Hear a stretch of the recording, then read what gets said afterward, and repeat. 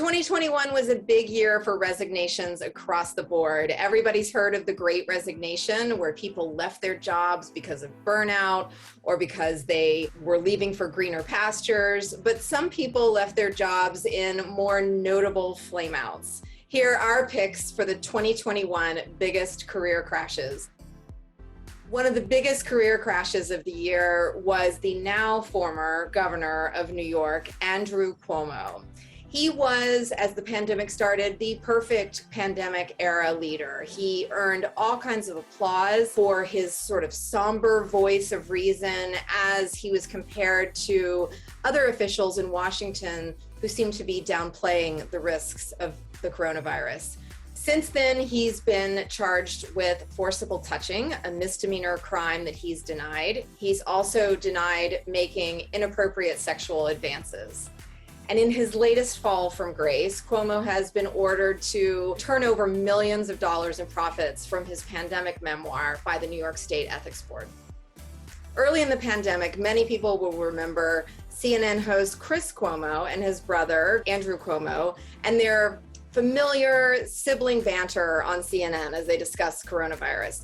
But that closeness really came under scrutiny after the governor's sexual harassment investigation occurred. As that happened, it was discovered that Chris Cuomo, the CNN host, had counseled his brother in terms of public statements that were made, crossing a journalistic line. CNN decided to fire Chris Cuomo in December following these allegations. His termination also followed allegations that he too had been accused of sexual misconduct, an allegation Cuomo has denied.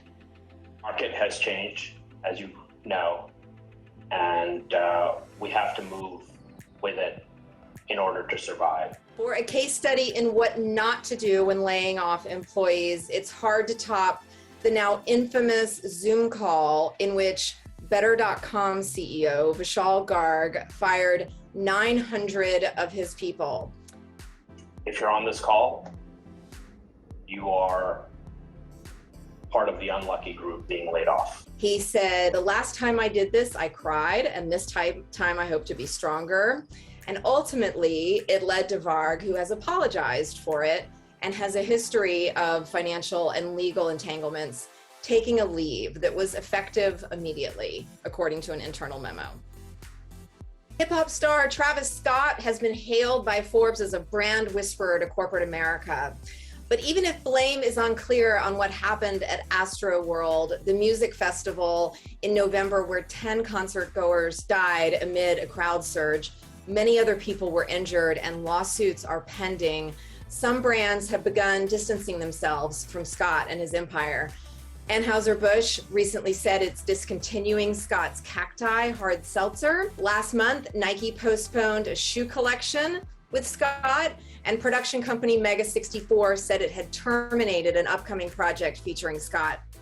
Meanwhile, with a petition that has more than 60,000 signatures, Billboard confirmed that Scott will not be part of the Coachella 22 music festival lineup. Scott's apologized and offered to pay funeral costs for victims, some of whom have rejected the offer. Finally, there's Matt Duran, the Australian TV host who lost the right to air a coveted interview with superstar Adele after he admitted to the singer during the interview that he had not heard her album. The reason Duran missed a link that was emailed to him by her record company.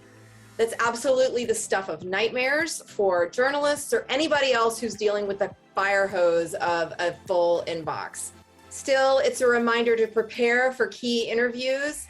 In an apology, Duran said the story sparked a torrent of abuse and mockery from around the world, and he apologized to Adele as well as her Australian fans, saying that the email was, by an absurdly long margin, the most important email I've ever missed in my life. That's for sure.